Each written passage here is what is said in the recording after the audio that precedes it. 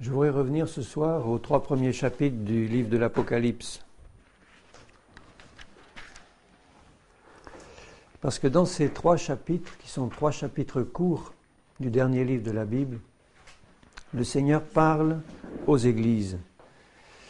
Et il parle aux églises dans un contexte précis, juste avant l'enlèvement et avant la période de la grande tribulation, puisque nous savons que tout le livre de l'Apocalypse concerne cette période, la période qui suivra l'enlèvement de l'Église.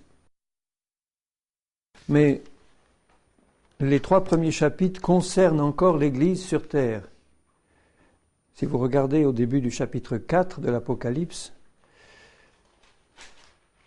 Jean dit, après cela, donc après que que Jésus ait parlé aux églises, pour leur donner ses derniers avertissements, après cela je regardais et voici une porte était ouverte dans le ciel. La première voix que j'avais entendue, comme le son d'une trompette et qui me parlait, dit « Monte ici ». Donc au son de la dernière trompette, qui n'est pas la 7e trompette de l'Apocalypse, mais c'est la dernière trompette des anges qui vont rassembler les élus pour que leur nombre soit complet pour l'enlèvement, au son de la dernière trompette, eh bien le ciel s'ouvrira et nous entendrons une voix, celle du Seigneur, qui nous dira « Monte ici ». Et l'épouse partira. Et le Seigneur voudrait que toute son Église parte. Et c'est la raison pour laquelle il donne ce dernier message aux 7 églises. Les 7 églises représentent l'ensemble de l'Église de Jésus-Christ sur terre. Donc je ne vais pas rentrer dans des interprétations sur la nature de ces 7 églises. Certains prétendent que ces 7 églises représentent toutes les églises de l'histoire de l'Église. Moi, je dirais simplement que c'est l'ensemble de l'Église de Jésus, juste avant l'enlèvement, donc l'Église de tous les temps, puisque déjà à l'époque de Paul, ils attendaient la venue de Jésus-Christ, qui devait être imminente. Jésus a dit « Je viens bientôt », mais en fait, il dit « Je viens vite ». C'est-à-dire que sa venue se fera en un éclair, en un clin d'œil. Et juste avant sa venue, qu'il annonce lui-même, il veut parler encore aux 7 églises, c'est-à-dire à l'ensemble de l'Église de Jésus-Christ, pour lui donner ses derniers avertissements et ses promesses. Donc à ces 7 églises, le Seigneur parle, et à certaines, il fait des reproches, à 5 sur 7 d'entre elles, ce qui est un pourcentage assez important. À 5 églises, le Seigneur a des choses à reprocher, et à 5 d'entre elles, il leur dit « Repens-toi », en faisant des menaces si elles ne le font pas. Et à l'ensemble des églises, il dit à celui qui vaincra, eh bien, il donne un certain nombre de promesses. Donc c'est ce que je voudrais voir avec vous ce soir, simplement ceci. Les avertissements que le Seigneur donne aux églises, et en particulier les menaces qu'il leur envoie clairement, mais aussi les merveilleuses promesses qu'il donne aux 7 églises, si elles marchent dans la victoire. Et je crois que le but du Seigneur, c'est de nous faire tous marcher dans sa victoire. Alors d'abord, les menaces. Les menaces, j'emploie ce mot menace, qui est peut-être un peu fort, mais disons les avertissements sérieux que Dieu donne aux églises, et en particulier à 5 d'entre elles qui sont tombées. Elles étaient debout, elles sont tombées. Jésus veut les relever, parce qu'il veut les prendre avec lui. Donc ces menaces ne s'accompliront dans ces églises que si elles ne se repentent pas, si elles n'entendent pas l'avertissement du Seigneur.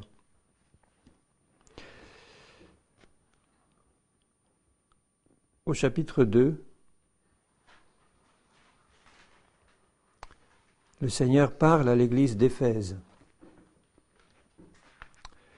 Ces 7 églises étaient toutes situées en Asie de l'époque, c'est-à-dire en Turquie, et elles étaient situées sur une route circulaire. En partant d'Éphèse, en montant vers le nord, en descendant, c'était une route circulaire qui joignait les 7 églises. La première, Éphèse. Le Seigneur commence par souligner tout ce qui va bien Au verset 2, tes œuvres, ton travail, ta persévérance, je sais que tu ne peux supporter les méchants, que tu as éprouvé ceux qui se disent apôtres et qui ne le sont pas, et que tu les as trouvés menteurs, que tu as de la persévérance, que tu as souffert à cause de mon nom, et que tu ne t'es point lassé. Beaucoup d'églises aujourd'hui, beaucoup de groupes, pourraient être heureux d'entendre le Seigneur dire ça d'elles. Mais au verset 4, il dit « Mais j'ai quelque chose contre toi. Ce que j'ai contre toi, c'est que tu as abandonné ton premier amour. » C'est l'avertissement du Seigneur pour nous. Nous avons pu être bouillants, pleins d'ardeur, de dynamisme pour le Seigneur. Et puis, quelque chose s'est passé, nous avons laissé tomber notre amour premier. Le premier amour, ce n'est pas l'amour que nous avions au début, qui peut-être n'est pas forcément le plus fort, mais c'est l'amour premier pour le Seigneur, c'est-à-dire mettre le Seigneur en premier. Tu as abandonné l'amour premier que tu avais pour moi, où tu me faisais, lorsque tu me faisais premier dans ta vie. Tu es passé à autre chose et tu m'as mis en second. Donc, malgré tes œuvres, malgré ton travail, malgré ton discernement, malgré toutes les bonnes choses que tu peux faire, je ne suis pas à la première place dans ton amour. Et c'est une cause de chute, puisqu'il lui dit au verset 5, « Souviens-toi donc d'où tu es tombé. Souviens-toi de la place que tu occupais quand tu es tombé. Tu as abandonné ton premier amour, tu es passé à un autre. Donc tu es devenu adultère. Quand on abandonne l'amour premier pour Jésus, on devient adultère, on en prend un autre. Repens-toi et pratique tes premières œuvres, qui étaient des œuvres de foi dans le Seigneur, qu'on aimait de tout son cœur. » J'ai rencontré il n'y a pas très longtemps un chrétien qui m'a dit « Mais pour nous qui sommes l'Église du Seigneur, nous n'avons pas besoin de nous repentir. La repentance, c'est pour les païens. » Or, à 5 églises sur 7, le Seigneur dit « Repens-toi ». Ça veut dire détourne-toi de la position que tu as maintenant, sors de la position que tu as maintenant et reviens à ta position première, qui était meilleure. L'avertissement du Seigneur, c'est « Je viendrai à toi ». Et nous savons dans quel contexte il le dit. Il ne viendra pas à Éphèse dans un esprit d'amour, de soutien, de bénédiction, quoique la motivation du Seigneur soit de la remettre sur les pieds. Il viendra à Éphèse, il viendra à cette église, et il commencera par ôter son chandelier de sa place. C'est-à-dire que l'onction, la présence, l'huile, la lumière va sortir, va quitter cette église. À moins que tu ne te repentes. Vous voyez toujours le Seigneur qui donne l'avertissement, mais qui dit « Je désire que tu changes et que tu reviennes à ta position première. Si tu le fais, ma menace ne s'accomplira pas. Si tu ne le fais pas, eh bien, parole de l'Éternel, elle s'accomplira. J'ôterai le chandelier, c'est-à-dire qu'il ne restera plus que des œuvres, il ne restera plus que ce qu'elle faisait, ton travail, ta persévérance, tes œuvres. Elle continuait à rouler sur des rails qui n'étaient pas les bons, ou du moins qui n'étaient pas dans la bonne direction. Tu as pourtant ceci, c'est que tu hais les œuvres de Nicolaïtes. On ne sait pas exactement ce qu'étaient les œuvres de Nicolaïtes, mais on suppose que c'était une secte qui encourageait la doctrine de Balaam, c'est-à-dire qui poussait les chrétiens à l'impureté. Œuvre que je hais aussi.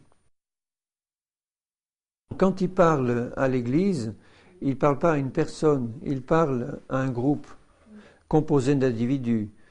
Il ne dit pas qu'à Éphèse, tous sont complètement à côté et sont tombés, mais en tant que groupe, en tant qu'Église, eh bien l'Église a chuté.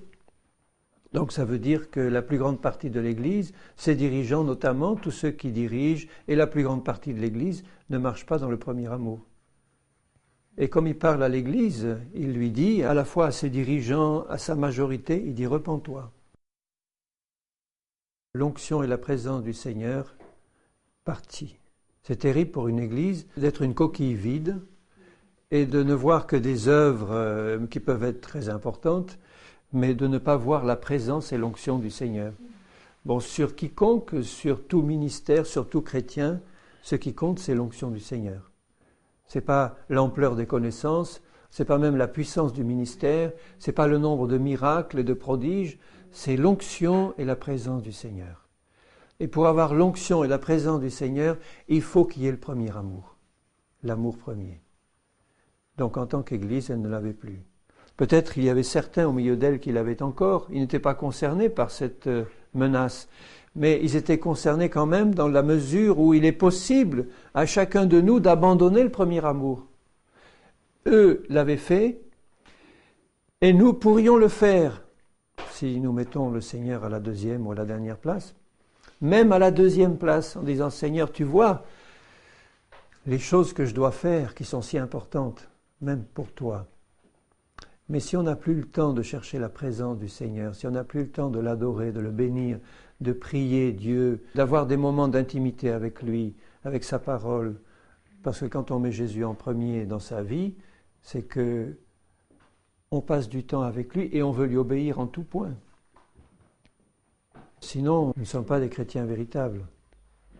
L'onction et la présence de Dieu vont se retirer de la vie de quelqu'un ou d'une église qui ne met pas Jésus en premier.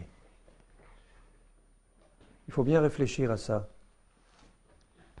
Et vous verrez tout à l'heure quand je vous donnerai, je ne sais pas si vous l'avez fait, mais quand vous reprenez pour les 5 églises pour lesquelles il y a des menaces précises, vous reprenez les unes après les autres ces menaces, vous voyez qu'il y a une gradation. Donc il commence par ôter l'onction et la présence. Ça, c'est la première des choses qui se passe quand on abandonne le premier amour. À la deuxième église de Smyrne, le Seigneur n'a aucun reproche à formuler.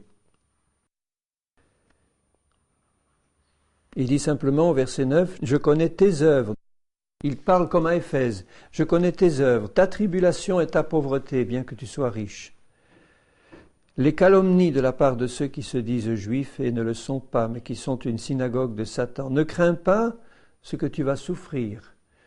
Donc là, ce n'est pas une menace ou un avertissement que le Seigneur donne, c'est simplement un encouragement à supporter les souffrances qui vont venir. Parce que c'est une église fidèle. L'église de Smyrne est une église fidèle, et ceux qui veulent être fidèles au Seigneur seront persécutés et vont souffrir. Et il leur dit, ne crains pas, je suis avec toi. Le diable jettera quelques-uns de vous en prison, afin que vous soyez éprouvés, et vous aurez une tribulation de 10 jours. Une tribulation peut-être forte, mais courte. Sois fidèle jusqu'à la mort. Ça signifie que même si la mort doit venir à l'issue de cette tribulation, reste fidèle et je te donnerai la couronne de vie. Smyrne était une église qui, je le crois, était prête à souffrir et à être persécutée, y compris jusqu'à la mort. Et elle n'a simplement besoin que d'être encouragée par le Seigneur. Sois fidèle jusqu'à la mort. À l'église de Pergame, la 3e église, au verset 12, il lui dit « Je sais où tu demeures et je sais que là est le trône de Satan. » Donc c'est une église qui devait vivre dans un environnement très dur, parce que dans cette ville de Pergame, il y avait vraiment le trône de Satan. D'ailleurs, historiquement, on sait que c'est une ville où régnait l'occultisme, le culte des faux dieux et le culte à Satan. Donc l'église qui était là, je ne sais pas dans quelle mesure elle était infiltrée par cet esprit, l'église était dans un environnement très dur, Jésus le savait. Elle a quelque chose de bon, tu retiens mon nom, tu n'as pas renié ma foi. Même au jour d'Antipas, mon témoin fidèle qui a été mis à mort chez vous, là où Satan a sa demeure. Donc c'était une église qui devait faire face à de grandes tribulations et persécutions. Mais j'ai quelque chose contre toi, c'est que tu as là, donc au milieu de toi, des gens attachés à la doctrine de Balaam qui enseignaient à Balak à mettre une pierre d'achoppement devant les fils d'Israël pour qu'ils mangent des viandes sacrifiées aux idoles et qui se livrent à l'impudicité, à l'adultère, à la fornication. Donc c'était une église qui tolérait au milieu d'elle un esprit impur et qui laissait cet esprit dans l'église. Bon, c'est sûr qu'elle était entourée d'une puissance de Satan qui était particulièrement forte. Il y avait une pression spirituelle intense sur cette église, mais elle n'aurait pas dû laisser pénétrer cet esprit à l'intérieur de l'église, puisqu'au milieu d'elle, là où elle était, circulait dans son sein cette doctrine qui touchait un certain nombre de chrétiens et qui acceptait donc de manger des viandes sacrifiées aux idoles et de se livrer à l'impudicité tout en se considérant toujours comme membre de l'Église de Jésus-Christ. Et aussi, tu as des gens attachés pareillement à la doctrine des Nicolaïtes, donc c'est un peu la même doctrine, ce que je hais. Repens-toi donc, sinon je viendrai à toi bientôt. Deuxième fois qu'il dit je viendrai à toi. Et je les combattrai avec l'épée de ma bouche. L'épée de la bouche, c'est la parole du Seigneur. C'est une épée qui peut servir à l'édification, parce que la parole de Dieu est efficace pour faire le tri entre ce qui est spirituel et ce qui est charnel. Donc cette même épée efficace à deux tranchants dont Jésus se sert pour nous faire du bien, pour nous permettre de discerner ce qui est charnel et ce qui est spirituel, le Seigneur va s'en servir pour combattre directement par son épée, par sa parole destructrice cette fois, pour combattre ceux qui acceptent en leur sein le compromis et l'impureté. Là encore, ça ne veut pas dire que l'ensemble des membres de l'Église acceptaient ces choses, mais ça veut dire que dans ce groupe qui était constitué, donc dans l'Église qui vivait là, à Pergame, qui se réunissait dans les maisons ou qui se fréquentait, il laissait circuler cet esprit impur sans rien faire apparemment, sans l'ôter du milieu d'elle. Et l'avertissement du Seigneur est clair. Par ma parole, je te jugerai. Donc il commence par ôter son onction et sa présence, et ensuite il passe à une deuxième étape, il prend l'épée de sa bouche, c'est-à-dire sa parole, et il combat. Or, quand Dieu combat contre nous, qui peut résister? Quand le Seigneur prend son épée pour nous combattre, qui peut tenir? Ensuite, à l'église de Thyatire, au verset 18, « Voici ce que dit le Fils de Dieu, celui qui a les yeux comme une flamme de feu et dont les pieds sont semblables à de l'airain ardent. Je connais tes œuvres, ton amour, ta foi, ton fidèle service, ta constance et tes dernières œuvres plus nombreuses que les premières. » Il ne dit pas meilleures que les premières, il dit plus nombreuses. C'était une église très active où il y avait de l'amour pour le Seigneur, de la foi, un service fidèle, la constance, enfin beaucoup de choses qui sont vraiment bonnes. Mais ce que j'ai contre toi, c'est que tu laisses la femme, Jézabel, qui se dit prophétesse, donc qui se dit inspirée de Dieu. C'est ça le prophète, c'est celui qui est inspiré de Dieu et qui parle au nom du Seigneur. Tu laisses donc cette femme enseigner et séduire mes serviteurs pour qu'ils se livrent à l'impudicité et qu'ils mangent des viandes sacrifiées aux idoles. Donc vous voyez que ce qui entre toujours dans ces églises, c'est l'impureté et c'est l'idolâtrie. Les deux sont toujours associés. L'impureté est toujours associée au mensonge. La pureté est toujours associée à la vérité. Si nous progressons dans la vérité, nous progressons dans la pureté. Si nous progressons dans le mensonge, nous progressons dans l'impureté. Et nous pouvons voir autour de nous les dénominations, les églises, où le mensonge, les fausses doctrines se sont introduites, l'impureté et le péché se développent aussi. Ça va ensemble. Donc là, ils ont laissé cette femme prophétiser au nom du Seigneur et enseigner des choses impures, enseigner des doctrines qui n'étaient pas nettes et claires devant Dieu, pour séduire les serviteurs du Seigneur. Je lui ai donné du temps pour qu'elle se repente. Vous voyez la bonté de Jésus. Il commence toujours par avertir, par donner du temps. Elle ne veut pas se repentir. de son impudicité.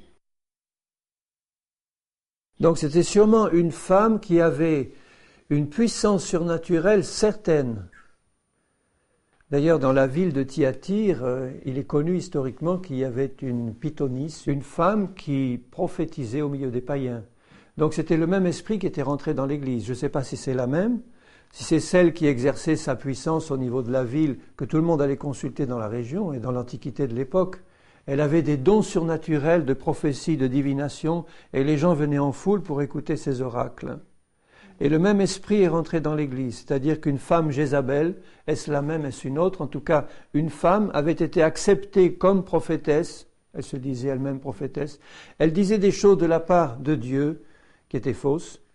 Donc il y avait un esprit de séduction et d'impureté qui n'avait pas été ôté du milieu de l'Église, qui n'avait pas été discerné, ou en tout cas s'il avait été discerné, il avait été laissé dans l'Église.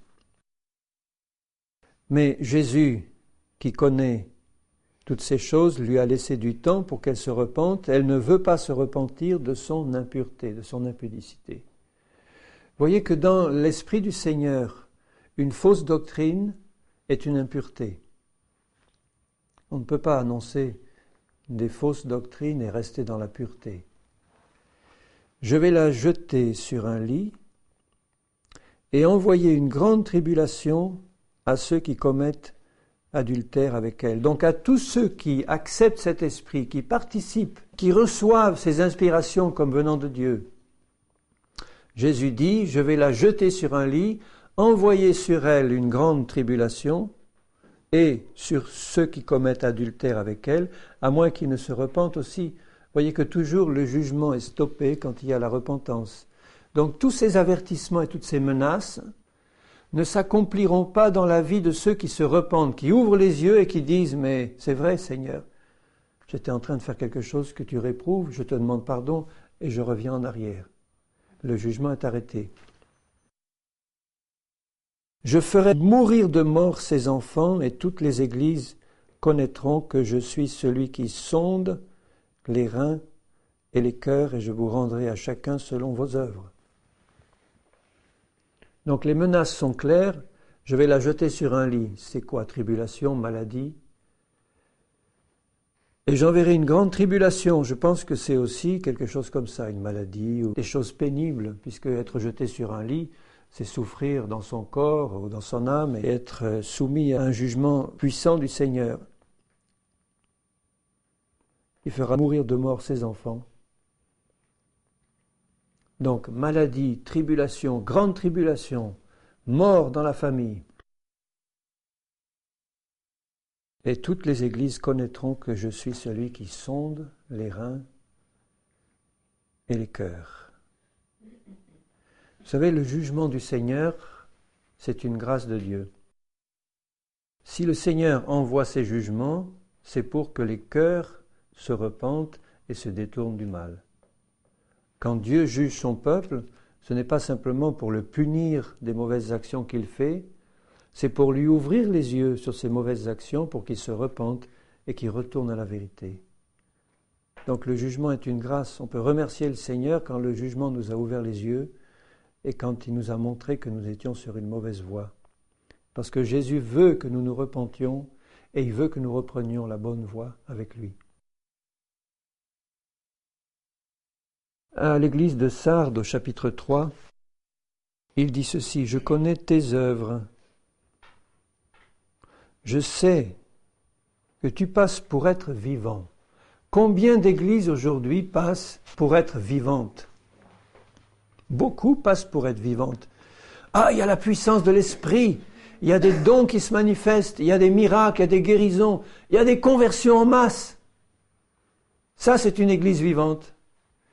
Mais est-ce que nous sommes vivants aux yeux des hommes ou vivants aux yeux du Seigneur? Je sais que tu passes pour être vivante, ça veut dire que tu as une réputation d'être vivante. Tu n'es pas une église endormie où il ne se passe rien. Mais, aux yeux du Seigneur, tu es morte. Pas tout à fait, toutefois, puisqu'il dit « Sois vigilant, affermis le reste qui est près de mourir. » Il y avait encore un lumignon qui fumait, et le Seigneur est encore prêt à le faire flamber à nouveau. Affermis le reste qui est près de mourir, car je n'ai pas trouvé tes œuvres parfaites devant Dieu. Dieu veut que nos œuvres soient parfaites. Est-ce que ça te semble trop dur? Si c'est lui qui les fait en nous, c'est bon. Dieu veut que nos œuvres soient parfaites et elles peuvent l'être si elles sont accomplies dans la foi au Fils de Dieu. Vous vous rappelez la question qui était posée à Jésus dans les évangiles, « Que faut-il faire, Seigneur, pour faire les œuvres de Dieu ?» Et la réponse de Jésus, « L'œuvre de Dieu, c'est que vous croyez à celui qui l'a envoyé. » Donc nos œuvres seront parfaites quand notre foi en Jésus est parfaite, quand nous le regardons tel qu'il est et quand nous recevons sa parole telle qu'elle est, dans un cœur ouvert, il déverse en nous sa foi et les œuvres suivent. Elles sont parfaites parce qu'elles sont faites en Christ. Donc si elles n'étaient pas parfaites, c'est que cette Église n'était pas dans la foi. Elle avait un cœur partagé. Elle avait mélangé la parole de Dieu et la parole du monde. Elle ne pouvait pas marcher dans les œuvres parfaites de Jésus. Rappelle-toi donc comment tu as reçu et entendu. Il fait référence à la parole qu'ils avaient reçue, qui était la bonne, comme celle que Paul avait annoncée à ceux qui l'évangélisaient, en disant « Si maintenant vous recevez quelqu'un qui vous annonce un autre évangile, un autre Christ et qui vous donne un autre esprit, qu'il soit maudit, ne le recevez pas. » Et pourtant, il le recevait fort bien. Rappelle-toi comment tu as reçu et entendu, et garde et repens-toi. Reviens à ma parole, à la vraie, à la bonne, à celle qui est pure, sans mélange. Et garde-la. Si tu ne veilles pas, je viendrai comme un voleur, et tu ne sauras pas à quelle heure je viendrai sur toi. Cela ne vous rappelle rien. Les avertissements que Jésus donne à ses disciples pour leur dire « Voilà ce qui va se passer avant mon retour ». Je vous lis le chapitre où Jésus parle de ce qui va se passer juste avant son retour. Dans Matthieu 24 et au verset 36, il dit « Pour ce qui est du jour et de l'heure, personne ne le sait. » Et il dit au verset 40, « Alors de deux hommes qui seront dans un champ, l'un sera pris et l'autre laissé. Veillez donc, il emploie le même mot, veillez donc, puisque vous ne savez pas quel jour votre Seigneur viendra. Sachez-le bien, si le maître de la maison savait à quelle veille de la nuit le voleur doit venir, il veillerait et ne laisserait pas percer sa maison. C'est pourquoi vous aussi tenez-vous prêts, car le Fils de l'homme viendra à l'heure où vous n'y penserez pas, mais à l'heure où vous serez prêts. » Si nous sommes prêts, nous pouvons nous permettre de laisser le Seigneur venir à l'heure où nous n'y pensons pas, parce qu'il va venir par surprise. Mais si nous sommes prêts, nous n'avons rien à craindre. Nous avons veillé, nous avons prié, nous attendons le Seigneur. Alors que là, dans Apocalypse donc 3 et au verset 3, « Si tu ne veilles pas, je viendrai comme un voleur, tu ne sauras pas à quelle heure je viendrai sur toi, c'est-à-dire que quand la trompette de l'enlèvement va sonner, tu ne partiras pas. Tu n'as pas veillé, tu n'étais pas prêt, tu ne partiras pas. » Tous ceux qui annoncent un enlèvement général de toute l'Église de Jésus se trompent et trompent les autres. Jésus viendra chercher une épouse prête, une épouse qui s'est sanctifiée, une épouse fidèle, qui s'est revêtue des vêtements blancs de la justice de Dieu.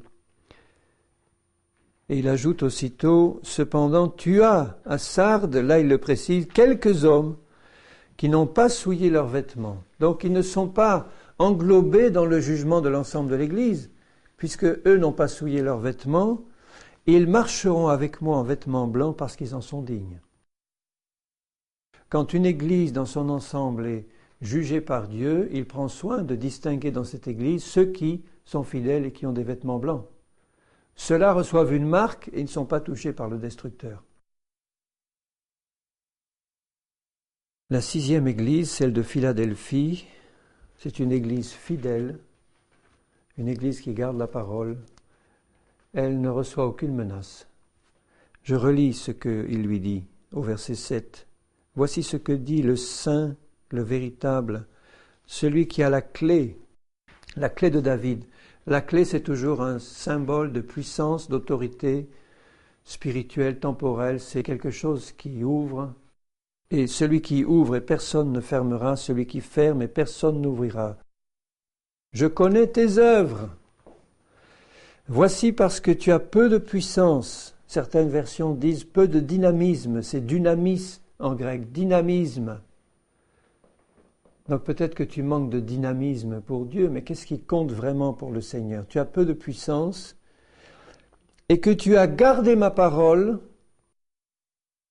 que tu n'as pas renié mon nom. Quand on ne garde pas la parole de Jésus, on renie son nom. Si on ajoute quelque chose, si on retranche quelque chose, on renie son nom d'autant. Elle ne l'a pas fait. Et Jésus lui dit, j'ai mis devant toi une porte ouverte que personne ne peut fermer. Je te donne de ceux de la synagogue de Satan qui se disent juifs et ne le sont pas, mais qui mentent. Voici, je les ferai venir se prosterner à tes pieds et connaître que je t'ai aimé. Nous savons que Jésus aime tout le monde, mais nous savons aussi qu'il recherchait en particulier la présence de Jean, le disciple que Jésus aimait, parce que dans le cœur de Jean, il y avait une ouverture peut-être plus grande à l'amour du Seigneur Jésus. Elle a gardé la parole de Jésus, Jésus l'aime. Cette église de Philadelphie, l'amour des frères. Parce que tu as gardé la parole de la persévérance en moi. Je te garderai aussi à l'heure de la tentation qui va venir sur le monde entier pour éprouver les habitants de la terre. Je viens bientôt, ou bien je viens vite. Retiens ce que tu as afin que personne ne prenne ta couronne. Pas de menaces, des encouragements. Et enfin, la dernière église, au verset 14, Laodicée. Voici ce que dit l'Amen, le témoin fidèle et véritable, le commencement de la création de Dieu. Je connais tes œuvres. Combien de fois il le dit, je connais tes œuvres. Je sais ce que tu fais, de bon ou de mauvais, je sais tout. Je sais que tu n'es ni froid ni bouillant. Puisses-tu être froid ou bouillant? Ça veut dire, il faut que tu sois ou froid ou bouillant. Ainsi, parce que tu es tiède et que tu n'es ni froid ni bouillant, je te vomirai de ma bouche. Parce que tu dis, je suis riche, je me suis enrichi, je n'ai besoin de rien. Et parce que tu ne sais pas que tu es, toujours aux yeux du Seigneur, malheureux, misérable, pauvre, aveugle et nu. Je te conseille d'acheter de moi. Donc en fait, il lui conseille de se repentir, encore une fois, d'acheter de moi de l'or éprouvé par le feu. L'or est le symbole de la sainteté, éprouvé par le feu de l'épreuve et de l'affliction, afin que tu deviennes riche, et des vêtements blancs de la sainteté et de la pureté, afin que tu sois vêtu et que la honte de ta nudité ne paraisse pas aux yeux du Seigneur, tout cela bien sûr, aux yeux du monde. C'était une église sans doute prospère, riche, qui avait beaucoup d'œuvres pour le Seigneur, mais aux yeux du Seigneur, elle était pauvre, aveugle, nue.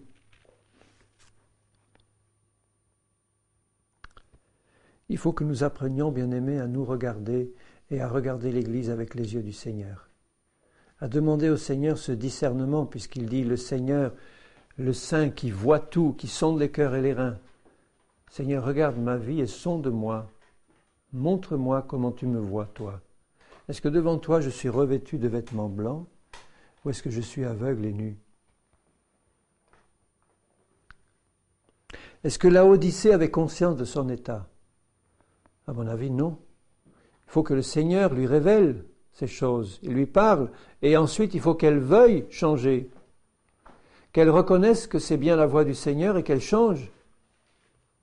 Parce que je peux te parler de la part du Seigneur en disant « tu dors, mon frère ou ma sœur, il faut que tu te réveilles ». Si Jésus ne te parle pas dans ton cœur, tu ne vas rien faire. faut que Jésus te montre dans quel état tu es. Il se révèle à Laodicée pour lui dire « tu es tiède ». Et il attend de Laodicée un acte de repentance, de revenir au Seigneur pour acheter gratuitement par la foi de lui, de l'or, c'est-à-dire de la sainteté, de la pureté. Et un collier pour oindre tes yeux pour que tu vois. Le collier, c'est le discernement de l'esprit. C'est ça, tout simplement. Demande au Seigneur le discernement de l'esprit pour que tu vois spirituellement dans quel état tu te trouves. Que tu vois, puisque Dieu voit tout. Les profondeurs de l'esprit sondent tout. Si je dis Seigneur, je t'en supplie, ouvre mes yeux pour que je voie. C'est comme si j'allais acheter auprès de lui par la foi gratuitement un collier pour ouvrir mes yeux. Moi je reprends et je châtie tout ce que j'aime, et donc du zèle non pas le zèle des œuvres, mais le zèle pour chercher Dieu et chercher les choses qu'il nous demande de chercher auprès de lui. Et repens-toi, je me tiens à la porte et je frappe. Si quelqu'un entend ma voix, comment est-ce qu'on peut ne pas entendre la voix du Seigneur? Quand on est son enfant, qu'on désire sa présence. Vous vous rendez compte, c'est Jésus qui frappait à la porte de cette église pour lui dire « Je veux rentrer, ne me laisse pas dehors ». Et elle n'entendait pas. Si quelqu'un entend ma voix, ils étaient tellement pris par leurs occupations religieuses, ça devait faire un tel brouhaha spirituel qu'ils n'entendaient plus le Fils de l'homme frapper à la porte pour dire « Je veux entrer et souper avec toi ». Avoir un moment, comme ce cantique là tout à l'heure, un moment d'intimité avec toi, simplement dans ta présence. Je souperai avec lui et lui avec moi. Donc c'est un moment d'intimité. Jésus recherchait avec elle un moment d'intimité. Elle était tellement prise par ses occupations qu'elle n'entendait plus le Seigneur frapper à sa porte. Et au verset 16, la menace est claire, parce que tu n'es ni froid ni bouillant, je te vomirai de ma bouche. Est-ce que c'est une promesse de bénédiction et d'entrée dans un paradis éternel? Si nous sommes en Christ et que le Seigneur nous vomit de sa bouche, c'est terminé. Alors je reprends dans l'ordre des 7 églises ces menaces. Et vous allez voir la progression. La première chose, c'est qu'il ôtera le chandelier. La deuxième chose, s'il persévère dans le manque de repentir, il combattra avec l'épée de sa bouche. C'est déjà un stade de plus. Ensuite, il jettera sur un lit de tribulation, fera mourir les enfants et rendra à chacun selon ses œuvres. Ensuite, il viendra comme un voleur et laissera, pas d'enlèvement. Mais ce n'est pas encore fini. Même ceux qui seront laissés après l'enlèvement auront la possibilité de se repentir pour être sauvés au travers du martyre et au travers de la mort dans la tribulation. Mais s'ils n'entendent pas, eh bien la dernière menace, la 5e, je te vomirai de ma bouche. C'est terminé. Vous voyez, c'est solennel de voir toutes ces menaces et c'est aussi émouvant de voir à quel point le Seigneur est angoissé par ces choses qui arrivent sur son Église bien-aimée, puisqu'à chacune d'entre elles, il leur dit « Repens-toi, change, arrête-toi avant qu'il soit trop tard ». C'est encore la voix du Saint-Esprit maintenant. Arrête-toi avant qu'il soit trop tard, tu es sur une mauvaise route, tu dors, tu es tiède, tu es en train de t'endormir alors que le Seigneur est à la porte. Il frappe et il te dit « change ». Est-ce que tu peux dire que tu n'es pas concerné? Moi, je me sens concerné, non pas parce que je me considère comme un renégat aux yeux du Seigneur, mais je me sens concerné parce que je sais que si je ne veille pas et si je ne prie pas, ces choses-là risquent de m'arriver. Non seulement un risque, mais elles m'arriveront certainement. Donc mon désir, parce que j'aime le Seigneur et que je veux le mettre à la première place, je veux avoir ce premier amour dans le cœur. Je ne vais pas vivre dans l'angoisse de voir ces châtiments et ces menaces se réaliser dans ma vie. Je sais qu'elles sont là et qu'elles se réaliseront dans la vie de tous ceux qui n'entendront pas le Seigneur et ses avertissements. Mais si notre cœur est tout entier pour le Seigneur, nous n'allons pas vivre dans cette crainte qui nous paralyserait, mais nous allons vivre dans la vision des promesses que Jésus annonce aux vainqueurs.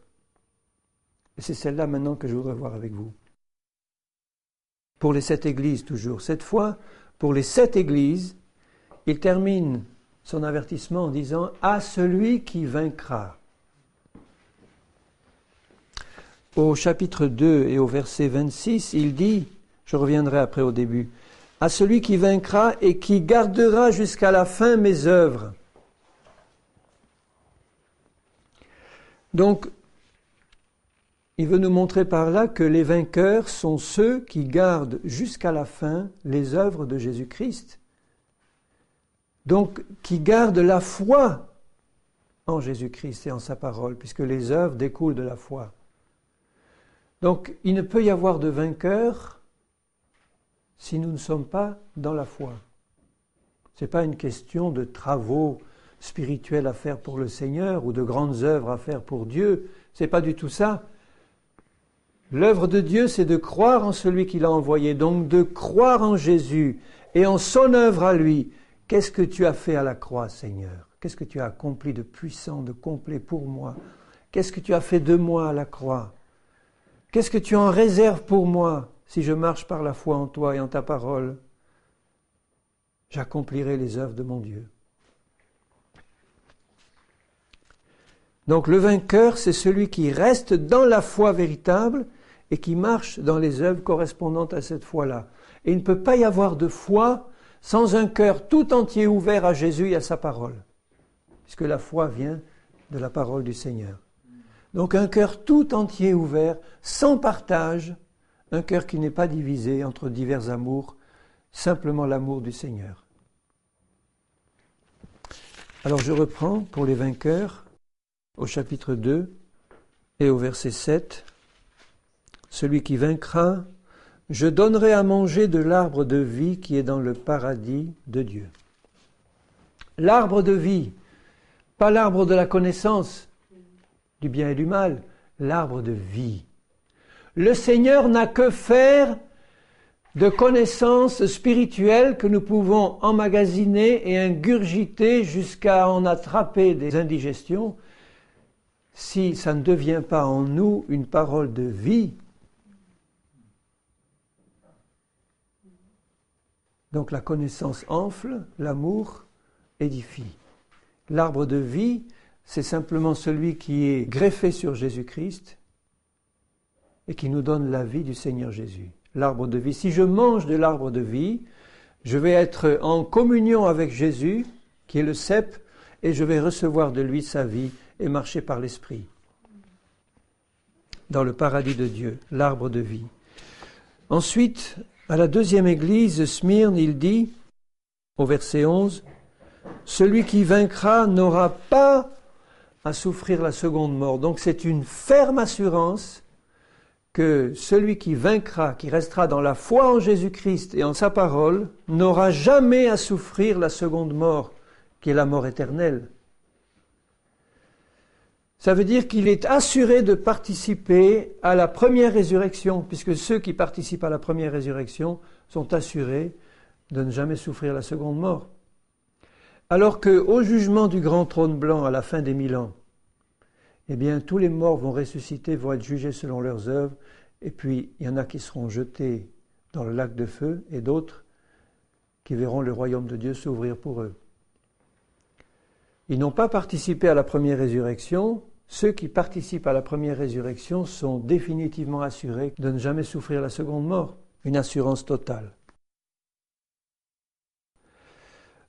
La troisième promesse, au verset 17 du chapitre 2, à celui qui vaincra. Donc rappelez-vous, à celui qui restera dans la foi au Fils de Dieu.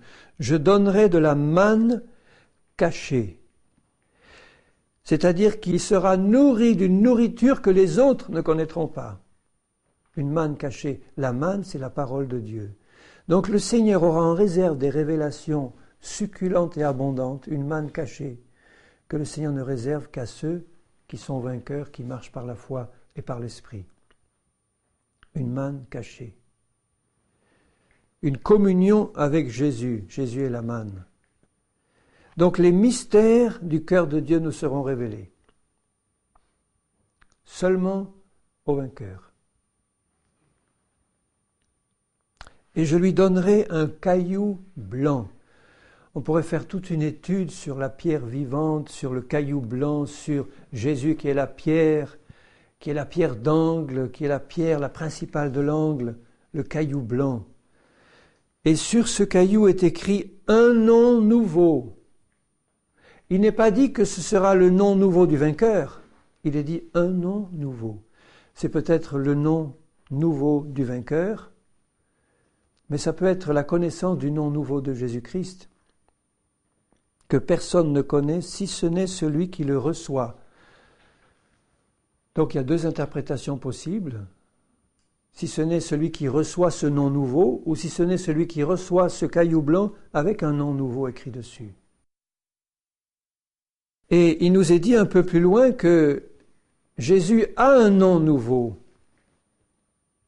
qui sera révélé au vainqueur. On va le voir par la suite. Donc l'interprétation que pour moi je garderai, mais je vous laisse l'autre ou d'autres si vous voulez, c'est que au vainqueur, le Seigneur va se révéler lui-même. C'est lui le caillou blanc, la pierre blanche.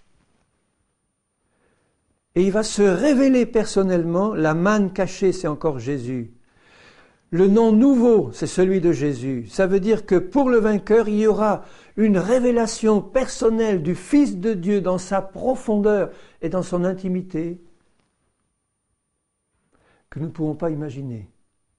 C'est merveilleux, c'est formidable, c'est sensationnel de penser que les profondeurs du cœur de Dieu et de Jésus vont être ouverts à celui qui reste dans la foi. La manne cachée, le caillou blanc, le nom nouveau.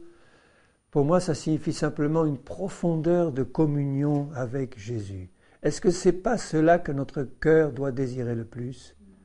Te voir face à face, te connaître. La vie éternelle, c'est qu'ils te connaissent et celui que tu as envoyé. Non pas l'apparence seulement, mais la profondeur du cœur de Dieu. Te connaître, Seigneur, et jouir de cette connaissance. C'est là ce qui doit être dans notre cœur, à nous, enfants de Dieu. Rien d'autre. Te connaître, toi, Jésus. Eh bien, Dieu dit, si tu me cherches, tu vas me trouver, je me révélerai à toi. Parce que tu as gardé ma parole. Et tu m'as aimé. Dans Apocalypse 3, 12, il dit à la fin du verset, j'écrirai sur lui mon nom nouveau. Donc là, c'est bien clair que Jésus a un nom nouveau qui est caché et qui ne sera révélé qu'au vainqueur. Ensuite, à la 4e église, l'église de Thyatire, il termine en disant, au verset 26, « À celui qui vaincra et qui gardera jusqu'à la fin mes œuvres, je donnerai autorité sur les nations. Il les pètera avec une verge de fer. Comme on brise des vases d'argile, ainsi que moi-même j'en ai reçu le pouvoir de mon Père, et je lui donnerai l'étoile du matin. » Donc là, c'est quelque chose qui concerne non pas la période actuelle, mais la période du millénium. Quand Jésus va revenir, il va régner sur la terre, et il va régner sur les nations avec une verge de fer, et il associera à son règne les vainqueurs qui pèteront les nations avec la même verge de fer. Dans Apocalypse 19, 15, je vous lis un verset un peu plus loin. Il parle de Jésus qui arrive sur un cheval blanc et les armées qui sont, au verset 14, les armées qui sont dans le ciel le suivaient sur des chevaux blancs revêtus d'un fin lin blanc et pur. C'est l'église du Seigneur et ses anges. De sa bouche sortait une épée aiguë pour frapper les nations, il les pètera avec une verge de fer. Et il foulera la cuve du vin de l'ardente colère du Dieu Tout-Puissant.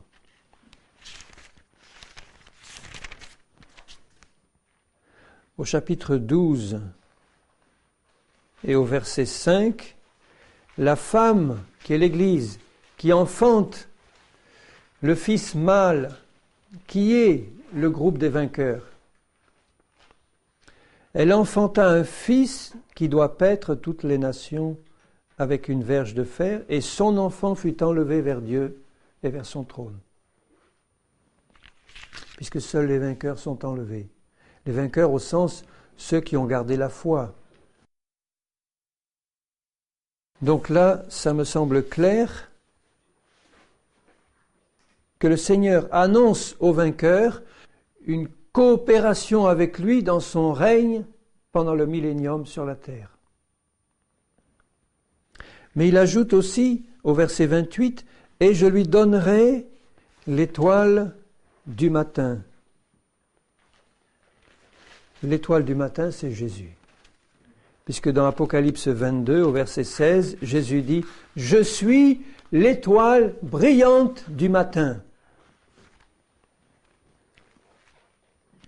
Il va régner sur le monde en communion avec Jésus-Christ. Jésus va se donner lui-même à lui. À la 5e Église, il dit, au verset 5 du chapitre 3, « Celui qui vaincra sera revêtu ainsi de vêtements blancs. Je n'effacerai pas son nom du livre de vie. » Ça veut dire qu'il peut effacer des noms du livre de vie une fois qu'ils y ont été inscrits. Les vainqueurs ont la promesse que leur nom ne sera jamais effacé du livre de vie. « Et je confesserai son nom devant mon Père et devant ses anges. » Vous vous rendez compte de l'honneur que le Seigneur accordera aux vainqueurs devant le Père céleste et devant les anges de Dieu rassemblés. Jésus lui-même va confesser publiquement le nom individuel des vainqueurs. Et ceux-ci pourront jeter à ses pieds leur couronne en disant « Seigneur, c'est uniquement par ta grâce. Moi, je t'ai aimé de tout mon cœur. C'est toi qui as déversé cet amour dans mon cœur parce que tu as ouvert mes yeux sur la profondeur de mon péché, mais aussi sur la profondeur de ta grâce qui a fait de moi une créature nouvelle, à laquelle tu as réservé un héritage éternel, que j'ai pris par la foi. Et parce que j'ai pris ces choses par la foi, et qu'elles sont devenues vivantes dans ma vie par la foi en toi, eh bien j'ai reçu une couronne que maintenant je peux jeter à tes pieds, parce que c'est toi qui as fait ces choses dans la vie de ceux qui croient en toi et qui t'ont gardé. À la 6e, l'église de Philadelphie, la fidèle, donc au chapitre 3 et au verset 12, « Celui qui vaincra, je ferai de lui une colonne dans le temple de mon Dieu, et il n'en sortira plus. J'écrirai sur lui le nom de mon Dieu. » Donc écrire le nom de quelqu'un sur quelqu'un d'autre, c'est quelque chose de très fort. C'est le faire directement participer à la personnalité de l'autre, puisque toute la personnalité est comprise dans le nom. Et si Jésus écrit son nom sur nous, il met son sceau sur nous en disant « Tu m'appartiens, mon nom est sur toi, pour l'éternité tu resteras en ma présence et tu n'en sortiras plus. » J'écrirai le nom de mon Dieu, donc de son Père, le nom de la ville de mon Dieu, de la nouvelle Jérusalem qui descend du ciel d'auprès de mon Dieu. Et mon nom nouveau, une colonne dans le temple de Dieu, n'en plus sortir. Quand je pense qu'il y en a qui peuvent se dire « Oh, mais ça risque d'être ennuyeux d'être là et de ne plus sortir du temple. » Alors que c'est la suprême récompense des vainqueurs. Être là comme une colonne dans le temple du Seigneur et n'en plus sortir.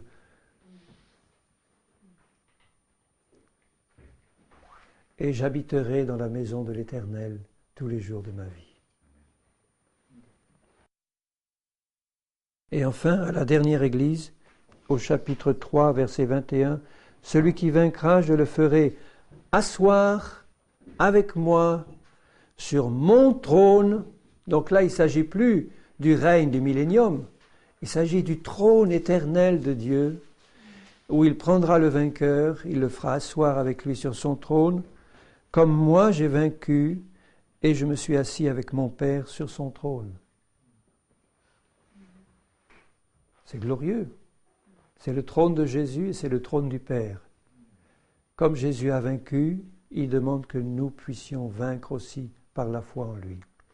Et là aussi, si je relis avec vous les promesses données aux vainqueurs, il y a aussi une gradation.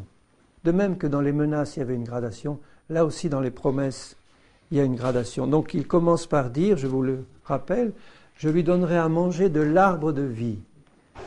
Donc il sera rempli de la vie du Seigneur, cet arbre de vie qui est dans le paradis de Dieu. Ensuite, tu n'auras pas à souffrir la seconde mort. C'est une promesse plutôt négative. Tu n'auras pas à, mais c'est une promesse qui donne une garantie. Ensuite, je te donnerai un caillou blanc avec un nom nouveau. La communion avec Jésus. Ensuite, je te donnerai autorité sur les nations. C'est la période du millénium, pour le règne avec Jésus sur terre. Je te confesserai devant mon Père et devant ses anges. C'est encore un degré de plus. Je ferai de toi une colonne dans le temple de mon Dieu, et tu n'en sortiras plus. Et puis, l'apothéose, je te ferai asseoir avec moi pour l'éternité sur mon trône.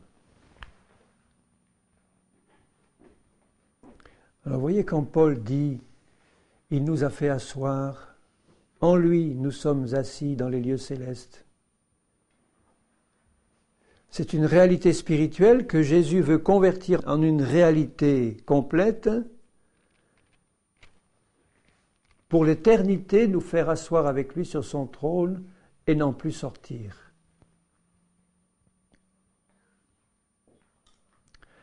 Alors en conclusion, je vous laisse avec les avertissements et les promesses.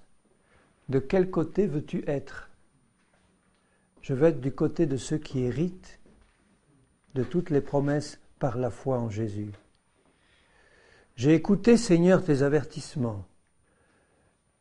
Je les ai fait miens, ces avertissements. Ça veut dire que je vais tout faire par ta grâce pour demander que tu m'aides à marcher d'une manière telle qu'aucune de ces menaces ne s'accomplisse dans ma vie, Seigneur, parce que je veux marcher avec toi, parce que je t'aime. Et parce que j'ai foi en toi, je te fais confiance pour que tu fasses dans mon cœur un travail profond et puissant, pour que toutes tes promesses s'accomplissent. Et rappelez-vous ce qui est écrit, c'est lui qui le fera, si nous gardons sa parole, si nous gardons les yeux sur Jésus, sur sa parole, avec un cœur tout entier pour lui, sans hypocrisie, sans arrière-pensée, sans dire « Seigneur, tu vois, je t'aime, mais l'amour du monde est aussi dans mon cœur ». Non, réellement, sans hypocrisie. « Seigneur, ma vie est pour toi et tu le sais.